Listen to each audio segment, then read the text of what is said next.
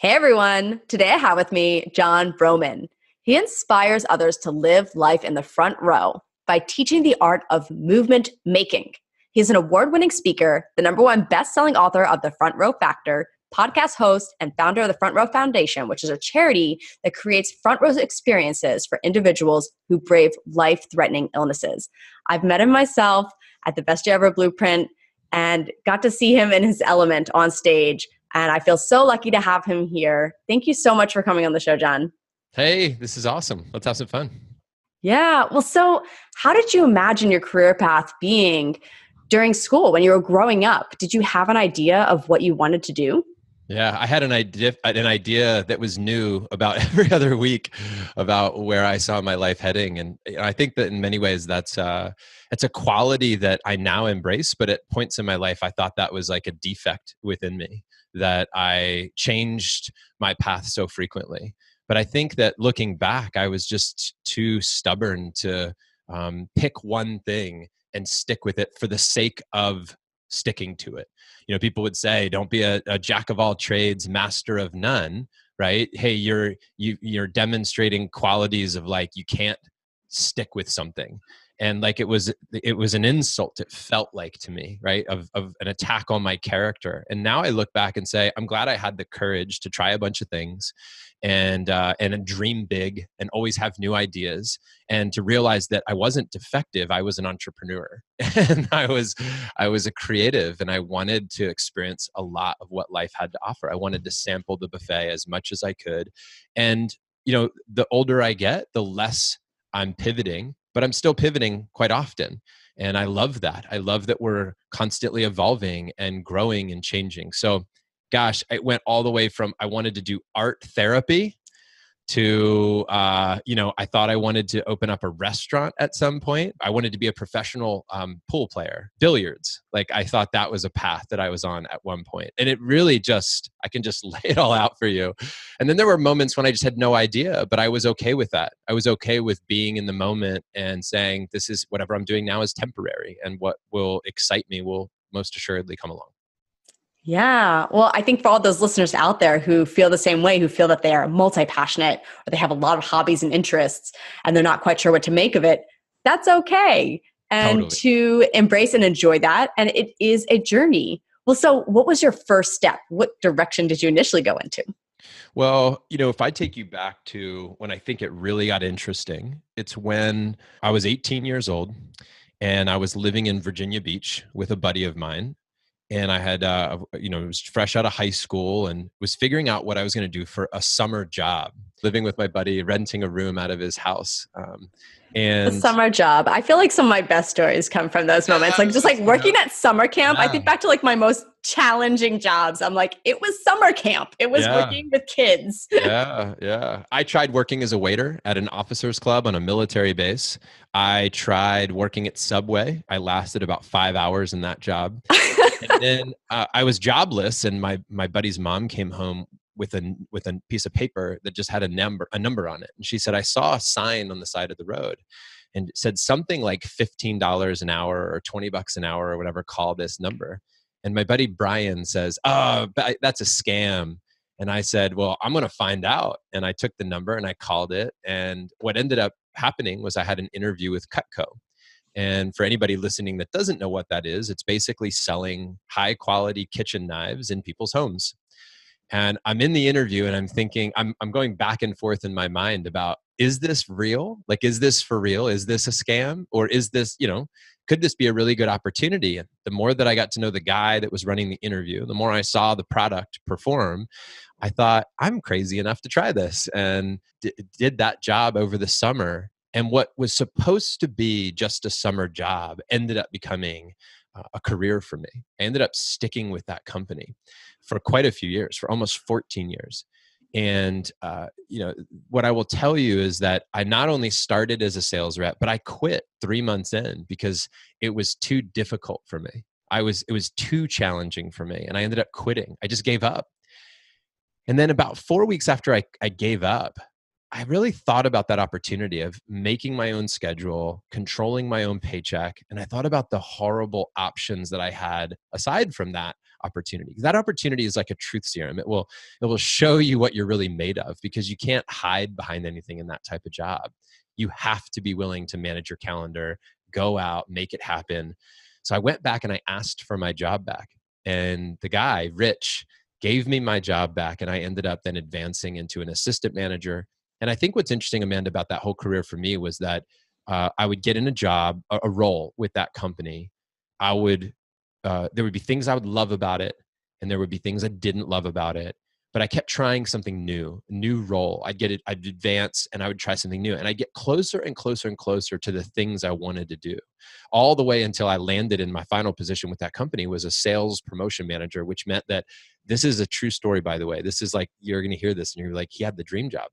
My job was to create contests and then award people prizes. And part of those prizes was like, I would put up a contest and all these people would win a trip to Italy.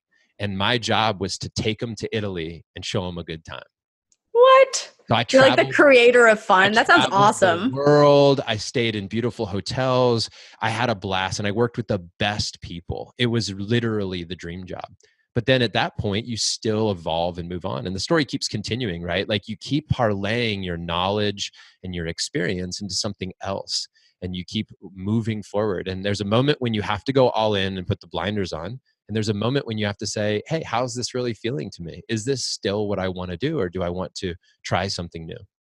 Mm-hmm. And it seems like you weren't afraid to ask for that something new to make that happen. Yeah. Just like you had to ask for the job back. Yeah. In some ways, my impatience and my need for variety was actually a super helpful quality when it came to getting promoted or finding something new that was exciting. Mm-hmm. So for any listener out there feeling antsy in their current job and like just waiting for that promotion, I mean, ask. Even if you don't get there's no harm in asking. Yeah. Well, there could be harm in asking, but ultimately at the end of the day, if that's really why you get let go or that causes a rift, then you could actually argue that it wasn't harm. It was actually helping. Right. Mm-hmm. Yeah. I can't imagine someone actually letting you go for that reason. I think it's more like you're planting the seed though for future. Like if you don't plant it eventually, like it's just going to take that much longer. Rarely does someone like knock on your door. Promotions. You have to fight for new positions and promotions. I've seen that over the years, where one person gets promoted, they just asked. Yeah. They just stepped up and said, I want that role. I want that responsibility. And they got it. And the other person's just sitting there behind the scenes going, why am I not getting picked? No one's going to pick you. It's not waiting to get picked. Yeah. That's the difference between the academic world and maybe being nominated for something versus the real economy, which is that you are having to go after something. You really truly having to fight for it. Fight for your advancement more than you will. Might have a special mentor or guide or best friend in a position that's fighting for you and that believes in you before you believe in yourself. That's rare. Most of the time you need to be your best advocate, right? And you need to participate in your own advancement. Yeah. Well, it sounds like getting to award people these like prizes for being best salesperson, right? Like it almost sounds like you were setting yourself up for the vision for Front Row Foundation. So I want to get into that. How does one create their own foundation? Where did this come from? I think it starts with a question. Right. And it starts for a lot of us, our new discoveries in life begin with great questions. And so for me, it was, what do I really care about? What life do I want to live? What values do I care most deeply about? And what are my strengths? What are my passions? You start to understand. Like I remember when somebody showed me the Venn diagram for the first time, and there's different variations of this, but ultimately it's like, what are you really good at? What do you love doing, right? Which sometimes are a little bit different. So what skills do you have? What are you really excited about? And how do you want to make an impact or make a difference in the world? You're pretty much describing like this chapter of my book about finding your passion. So I'm going to need you. This is proprietary. I'm going to need you. That's right. Yeah. And you start to hear those things, those ideas. You start to sit down with pieces of paper and say, what do I care about? What are my skills? And you do this exploration. And for me, there's a couple of questions that that made their way into my brain, and then kind of sat there until I came up with answers to them. Which one of them was, what do I love and what am I afraid of in life? I remember that question, and what I loved was experiences, and I loved creating magical moments that I felt like added was like a life resume. I'd do something that I was really proud of, and so when I look back on all the years, I would say, well, where was I really lit up? Right? What excited me the most? It's okay. I love epic moments. Great. What am I afraid of? And I was afraid of getting to the end of my life and not creating those epic moments, kind of sleepwalking through life. That terrified me, wasting my time. Right? So I thought, well, if I take what I love and what I fear and I look for what's in there, how could I help somebody with that type of love and that type of fear? Because those love and fear are great motivators for humans, right? And I said, if I'm going to find unending passion for a contribution to the planet, there's something in that.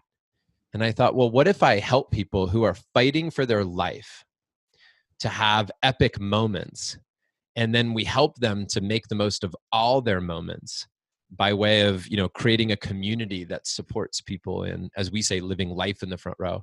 And once I started to see that come together, that's when I knew. I remember we were out for a run. I was with my buddy Jamie Bogger, and we were talking about this idea of like, hey, what charity do we want to help out? And then the question was, what if we started a charity? Would we want to do that? Would that be cool? Could we do that? Do we have the skill set to do that? And then the love and the fear questions came in, and next thing you know, I blurted out front row. But what you find is that all your experiences, Amanda, all lead to that moment of discovery. It wasn't actually a moment. It was all the moments leading up to it that got me there. Because like you said, that job, that sales promotion job, I was a moment maker for people. I hosted live events. I made these epic, I was in training for Front Row Foundation.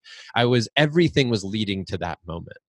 Right? Even I was at a Jason Mraz concert like a couple weeks before this moment when I blurted out Front Row Foundation, and I was in the back row and I looked to the front row and I saw these girls having this amazing time. And I remember saying, life is different in the front row.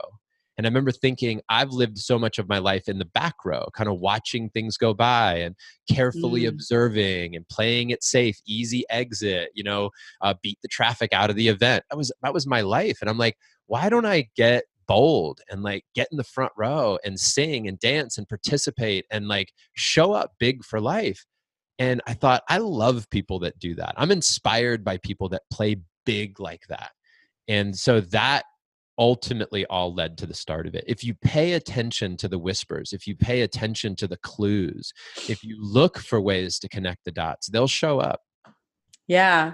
Right. I was going to say you've connected the dots, and it's easy to see it too, looking back. Always. Yeah. Much easier. Yeah. Oh yeah. But if you pay attention along the way, though, that's how they connect. It was never quite as clear in the moment. Yeah. In fact, a lot of it was just trusting your gut. It was like how we named our kids, our two boys, Tiger and Ocean. People go, how'd you pick those names? And I said, we were looking for a hell yes response from our heart. When we said names out loud, what about this? What about that? We're looking for, yeah, that's it. And then you go, usually that's a sign. And then your logical brain clicks in and goes, you really going to name your kids Tiger and Ocean? Like, what if people judge them? What if they, are they ever going to be able to be a doctor with the name of, you know what I mean? Whatever. And that's all BS. Trust your heart in many ways. Like, yes, your brain is very important. And so is your heart. They're going to be able to do anything. Anything and everything is possible for them. Totally. I remember when we picked Ocean, some people challenged it. Like my inner circle was like, yeah, that's really sure. And I just remember like playing with this idea of naming him Ocean. And I thought, gosh, did anybody ever say like somebody said to me, actually, this is what it was. They said, well, if you name your kid Ocean, he'll never be a doctor or a lawyer. He's pretty much guaranteed to be like a celebrity or a hippie or something like that. I said, I don't know, man. I said, do you think when Barack Obama was a kid that everybody was like, now Barack Obama, that's a presidential name? It's like, no, I mean, you make your path, right? You make your way. You just, you define your life. Your name doesn't do that for you. Yeah. But I do want my kids to know their names, we're chosen from a place of power and not fear. Well, and I also liked hearing you talk about when you were marinating on the idea for Front Row Dads, and you kind of just put it out there. And once you start saying it, then it starts to materialize. Yeah. And you start asking yourself some very real questions. And I think just the act of putting it out loud and saying it, just as you said your kids' names, you make it a reality. Yeah, there's no question. Yeah, there's no question. And for anybody listening, to distinguish the two, Front Row Foundation is a nonprofit. So that is a charity, a 501c3, right? Totally separate organization. Front Row Dads now has become my primary business. It's a for-profit business. It's a separate bank account. It's a separate, same brand, if you will, this Front Row brand. We had Front Row on campus where I did college speaking. We had Front Row Global, which was corporate speaking. Front Row Dads. We're about to launch Front Row Moms. We have a lot of things under the Front Row brand, right? But there's the charity, and then there's the for-profit. And the for-profit helps the charity. A lot of what we do brings attention and donors and a lot of resources to the charity itself, which is really exciting. I think that's amazing. Well, I want to share with the listeners, for anyone that's not super familiar with the Front Row Foundation, what is that like? What is your day in their life like running this foundation and helping? Well, a lot of my days now are working with our staff. So my role as the executive director of the charity is to lead our team. And so I end up working with our finance manager and director of events and, leader for our recipient experiences. I'm on one-to-one calls, I'm on group calls, and we're always exploring what needs to happen next. How do we build systems that scale? How do we help people? How do we refine our systems? How do we do better quality work? How do we make a bigger impact on our families? That's really the question. So, there's 100 things under the sun there, right? We have a podcast called Facing Life that supports the charity. We have the Front Row Factor book. So there's lots of ways that system comes together. But about half of my week is spent figuring out how to make the charity work. Like you mentioned it earlier, I was at Best Year Ever Blueprint. That's an event where we partnered with my two best friends, Hal and Jon, and we raised money at that event in a very unique way. We basically sell stuff that people want, and then all the money goes to charity, and it's beautiful. And you're not just selling stuff too, you're selling experiences or mentorships or opportunities of a lifetime. It's kind of almost another example of the Front Row experience, these 100%. One-on-one exclusive opportunities. Yeah. At that event, we got to learn about some of the people that you've helped. And I bet you have so many stories of what that's like. I mean, what's one that you can share with our listeners of maybe a recent event or someone that you helped and how you chose that person and what the experience was like for them? Yeah. Well, I can tell you recent, and I can also tell you about the one that really solidified my commitment to the cause. And I'll go there first because I think this story is very important for people to understand. So there was this little girl named Sophie who was battling a brain tumor. And one of my friends, Jon, knew Sophie's mom. And it was about a year and a half or so after the charity had started, and word got out. This guy came to me and said, "Hey, my friend's daughter is really suffering. She's really having a tough time. And I know she really loves Kelly Clarkson. In fact, I know that her and her mom do Kelly Clarkson dance parties every night. And that if Lauren, Sophie's mom, doesn't put on Kelly Clarkson music in the car, Sophie will cry." And said, this little girl's in and out of surgeries, and it's really a tough situation for her. And I went to the team and we talked about it. And then we decided that we were going to try to make an event happen for Sophie and her mom and her family to go see Kelly Clarkson. So we did just that. We put together a whole event. The day was exciting for little Sophie. We picked her up in a limousine. She wore this beautiful purple dress. We took her to her favorite dinner at Rainforest Cafe and then off to the concert. She had a great time. And at the end of the concert, she thought it was all over. She had fallen asleep in her mother's arms. It was a wonderful day. But we had a little surprise for her. We took her backstage where she met Kelly Clarkson. And that picture of her meeting Kelly Clarkson is hanging 2 feet from where I sit right here on my wall. Oh my gosh. Beautiful shot. What happened was she was sleeping in her mother's arms, so little Sophie was, and Kelly walks in the room and said something that woke up Sophie. She recognized her voice, and then she turned and they lock eyes. And I have that photograph of when Sophie's just beaming with this smile looking at Kelly Clarkson. So that was like the coolest thing. I felt so good about spending my time And for a lot of years it was at bars trying to pick up girls, right? That was literally like my life was, and I'm not to undersell my life, but I'm trying to paint a picture that a lot of it was selfish. A lot of it was about what I was going to do, my experiences, my moments, being validated, being appreciated as a young man, right? Having somebody tell me I was good looking or important or successful or cool or whatever, right? Just mattering in the world. And then finally I was like, that's, yes, everybody likes to feel maybe important or appreciated or significant to some degree. But I said, I think the quality of life is more about what I can do for somebody else, right? And that was a big turning point for me, because it was the first time where I poured my heart and soul into creating an event for somebody. It wasn't just about me. It was all about this person, right? I didn't even go. I wasn't even there. Somebody else went. And I thought that was really such a cool thing. After that, I realized why that photograph was so important, why that moment was so important, because 8 weeks later, Sophie took her last breath. And I remember crying. I remember uncontrollably crying. And I hadn't cried like that in years. I hadn't felt those feelings in years. I was almost numb to them. I felt I was so in my routine. I was so this thing, that thing, this productivity. I mean, listen, I didn't spend a lot of time with this little girl. She wasn't a relative of mine. She wasn't my best friend's daughter. For all intents and purposes, this was a stranger, right? To me. And I remember crying, and I remember like almost being in awe of my own tears, going, wow, Jon, like, where is that coming from? Like, why are you so attached to this? Why does this matter so much to you? And I was sitting with that idea of how we could love so deeply, helping a stranger. And it was like a piece of my life that was awoken there that I just was unaware of for lots of years that existed.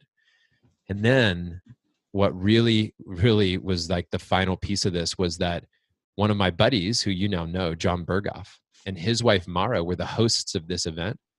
And they called me and they said, Jon, we went to Sophie's funeral and we walked up to her casket and we saw her in her white dress and we lost our breath. We were moved to tears when we saw that her VIP Kelly Clarkson badge was on her chest, and that her mother chose to bury her with that badge because that day was so important to her and her family.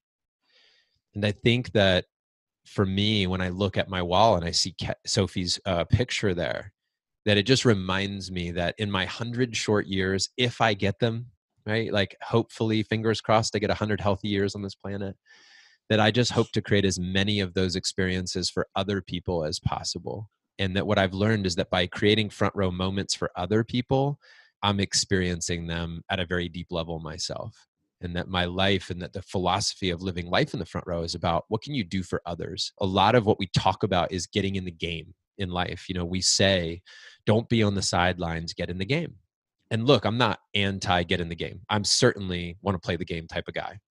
What I do want to bring to the attention of everybody listening though, is don't underestimate the power of being on the sidelines, cheering someone on, where you're shining the light, lifting somebody up, making somebody else the star. You want to crush it in your job, you want to add massive value to the world, then try to shine the light on as many people as possible. Make as many other people successful as you can. Make as many other people happy and the star. And if you do that, you are going to live a great life. That's the way we find our role in life, is not by what we get, but by what we give. And how often are we thinking of that when we are setting out and carving our intentional career journey? It's very much this moment where we're thinking about ourselves and what we want to do and how we can find fulfillment. But if you start to think outside of yourself, imagine, just hearing the story of Sophie, I felt incredibly moved just how fulfilling it is to impact others and to help others. And it doesn't always have to be in that way, but just even shining the spotlight on someone else or helping someone else succeed or cheering them on, the way that in turn impacts your life and gives you a fulfillment that is invaluable. I've been behind the scenes so much, Amanda. in corporations where we're evaluating new people to the team, college students who are fresh out of school and into a new job. And I know I've heard it a million times that it's like, oh, I like that person because they really show up for other people. They're here to serve, right? And those are the ones that usually find advancement in the right way. And I'm not saying that selfish people don't advance, because they do. And that sometimes you'll say that, well, that person was super selfish and they found their way. They, whatever they did, they cheated their way, they manipulated their way. And you go, yeah, that'll all end one day for that person. That's not a sustainable path. The path that you want to pave is the one of real social equity, where you have poured so much into others that, one day when you need a lift up, a genuine lift, that you have a bunch of people who are there cheering you on. The best fans get the best show, right? That's what we need to remember in life, is to lift others up, and then they will perform for you. That's beautiful. Yeah, I think just of my own career journey of running this magazine, and when I tell people, when I speak about the part that I love the most, it's getting to see our college magazine writers who have gone through our training and improved their writing over the years of every article, seeing that growth and challenging themselves to improve their craft. And I see them go off into these incredible journalistic careers and crushing it. Like that to me, because I don't get to see the reader that reads the article and feels so much more prepared for college, which is the point of college magazine. But it's more so getting to see all of our stars. That's how I see them, like our stars at college magazine, our students that are so passionate about their writing really grow. Yeah. So how has following your passion changed your life? Well, it's become my life, and I think that, certainly the one thing that's said, like the one thing that's constant is change, right? That's your one consistency, is that things are going to change whether you like it or not, because you're a part of this big system. And you can try to keep things status quo, and you can think that you're keeping things status quo, but things are shifting, right? The cells in your body, you're literally shedding and renewing constantly. And so I feel that because of great mentors, because of great information that I've been able to find over the years, I feel very blessed. I feel very fortunate. And I am under I'm not under the illusion that this was all me. I certainly worked hard. I certainly showed up, put hours in, but I also know that where I am today has a lot to do with luck. And I think that if somebody doesn't attribute luck to be a part of it, I think that that's a little arrogant. We want to say, hey, this isn't like somebody goes, hey, you're so lucky you got there. And you go, no, that wasn't luck. That was hard work. And you go, yes, I'd like to just add that is hard work and the luck. Mm-hmm. Right? If you're born in this country, if you're born to potentially a family or have friends that love you, if you have avoided a life-threatening illness that could have potentially found you, then you've been lucky. And you see that every day. You see 100%. Those that didn't get as lucky. Yeah.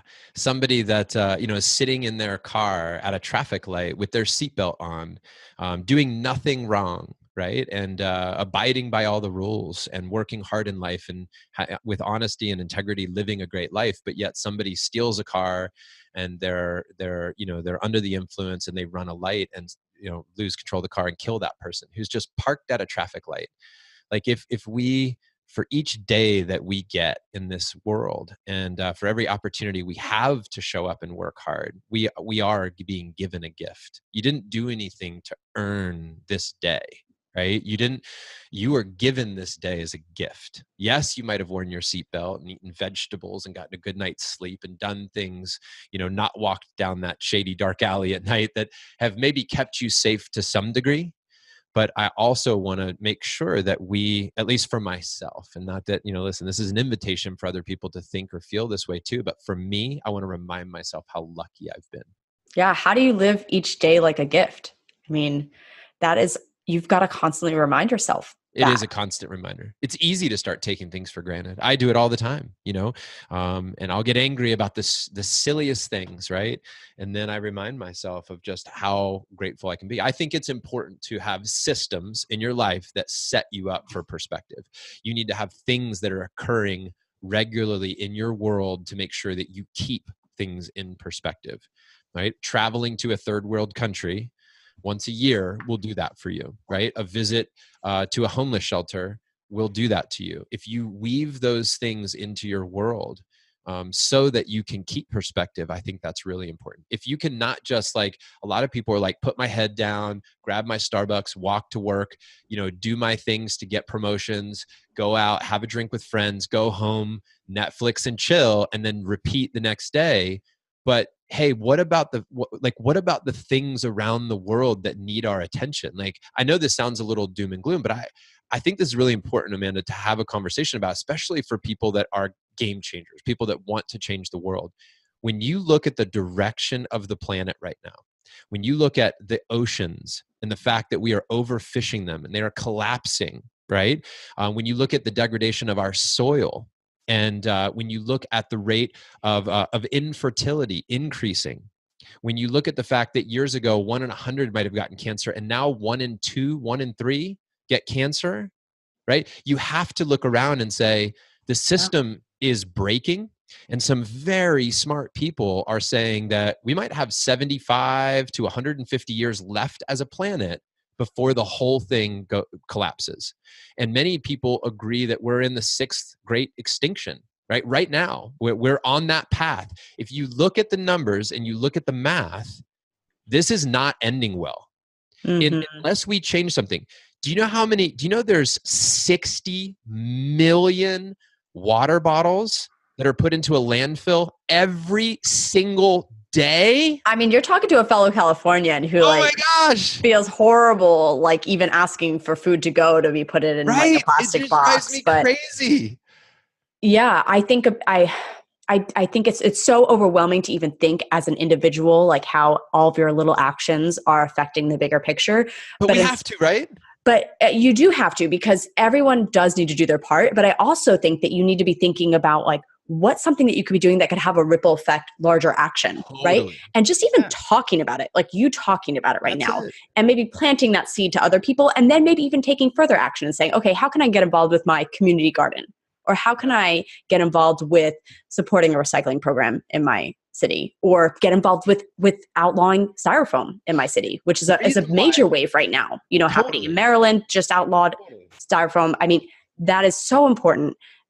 So how can you realize a cause, realize what impact you can make by making that exponential? Yeah. I think the planet needs to be part of the equation. If we talk about chasing your dreams, finding your passions, making it work, making a profit, we have to include the planet. It has to be you, it has to be others, has to be planet, right? Those 3 things need to come into the equation. How is this going to affect you? How is it going to affect other people? And how is it going to affect the planet as a whole? And when you're thinking about your next job, when you're thinking about your actions in your work and your purpose in this planet, then I know that this message isn't going to reach everybody. Some people are going to hear this and go, BS, Jon, doom and gloom, everything's fine, no big deal. Don't bother me with your problems. I know that there's also people out there listening who are like, yes, we need to talk about this. I did not know that, Jon. Let's all dig in on that a little bit, because if we want this to work long term, we've all got to row in the same direction, and we got to row fast soon, Well, I hope I don't know how much I've talked to you about the 50 by 2050 project, which is my goal to achieve 50% of women in Congress by the year 2050. Yes, and the reason for that is because what's on the menu right now in our political world is decided by the chefs that are in the kitchen, right? Yeah. And the issues that are on the menu, I don't feel that they connect to the issues that I'm concerned about, the issues that you're talking about right now. So I want to change who are the chefs, who is making the menu. And it is determined that when you have more women in office, they are more likely to support environmental measures. They are more likely to bring up these concerns, bring up community concerns. And I think that in general, it's not just women, it's just having equal representation, having a representative group that is at the top, that's reflective of our population, instead of only 20% women, for example. But it also comes down to, racial equity and religious equity and cultural equity, all the different factors that make us so unique. That's when you have a governing body, a political body that's going to put in laws in place to help protect our greatest interest. And I agree, it is the environment. Yeah. We have to talk about it. I've just made a commitment that I'm going to try to weave that into everything I talk about, right? Just no matter what, like, how can we not? It has to be a part of the conversation. If you look and understand the basic challenges that we are facing, and you don't have to look far, right? You don't have to do a lot of Google searching in order to discover. I mean, the weather's a perfect example. Facts. We're all feeling it. We're all feeling it, you know? How many more snowmageddons does one more person need to experience before they're like, something's off here? Yeah. Yeah, we've got to look at that. Yeah. And just, but particularly the health of our society. I think for maybe the second year in a row, people are living shorter lives than ever. Like for a long, long time, right? It was you live longer with the advent of, the advancements of our medical system and whatnot. For the last couple of years, people have lived shorter and shorter lives. It's like something should be like, come on, something's wrong. Yeah, something's up. All right. Well, we're going to have to talk more about this too. Just in like, I'm curious, like, what's your next move, right? Yeah. And like how Front Row Foundation is going to evolve into like front row lawns. Yeah, that's right. Yeah. I think the point is, look, no matter what you do, no matter what business you're in or charity you run, looking after the planet and looking after the system as a whole should be part of your conversation. Yeah. No matter what you're doing. You don't have to run an environmental agency to make that part of your conversation. Mm-hmm. In fact, it has to be if we're going to make it as a team. And everyone can make that commitment. You can make that on an individual level. And then when you do work for a company, you can bring that into your company. You can be entrepreneurial at your organization. And if you are an entrepreneur, you can make that commitment for your company. Yeah, that's it. And we see this on campuses. We see campuses making sustainable commitments. So, use that as your inspiration or get involved in some way. Yep. Okay, we went down a total rabbit hole, but I do want to bring it back to the passion topic. All right, so what's an object that reflects your passion? So I think that the object would be the tattoo on my left forearm, which is our logo. And I really thought long. Can you shine it for all the viewers? Yeah. Okay, so if you're watching video, you can see this. It's beautiful. It looks like a ticket. Yeah. And you've got the person with the front row. Mm-hmm. Yeah, the hands up, which really became, for us, that was the iconic logo. People would take pictures with their hands up, two fingers pointing to the sky. All over the world, they would send them in, and they would send in this picture saying, hey, this was a front row moment for us. So we saw a lot of front row moment pictures. In fact, if you just go search that hashtag, you'll see a ton. And for me, why that is so important and why I chose to put it right on my forearm, and I really had to think that through, because that's a big commitment, is about what it represents. And I thought to myself, oftentimes a tattoo is not about what you'll believe always down the road, but it's a period. For me, it was marking a period of my life and a part of who I was for at least that decade. And representative of a great value system that I believe in, which is I believe in creating hope for the future. This is our charity's values, by the way. 3 values: hope for the future, celebrating our past, and being present in the moment. So when I look at this tattoo, the meaning I've created around it is that what I'm truly passionate about is not only finding hope for myself, but providing hope for other people for what's to come. I think that's very, very important, that we have something pulling us forward, that we are hopeful. And that's very different than wishful thinking. See, wishful thinking is like, I wish things were different, where hope is I make the difference. See, hope says, I can bring the power of future possibility into the present moment and do something about it now. That's what hope does. That's why it's not a weak word. It's a word of action, because when I'm hopeful for something, then I can do something to create it. And then celebration is about looking back and being grateful for what has happened, grateful for the experiences, even the tough ones. So I want to be reminded, this tattoo is a reminder of celebration in my life, looking back and saying, what can I celebrate? And it also is the reminder of being in the moment, that I view life like imagine your attention's like a pendulum. And when it swings forward, it's looking into the future. What's next? What's my next call? What's my next to do? Where am I going today? What has to be done next? And then as far out as we want to go, right? In our dreams. And then it swings back into the past. What just happened? What did that mean, right? What did that person mean when they said that to me? What happened today? Where did all the time go, right? All of what happens when we look back.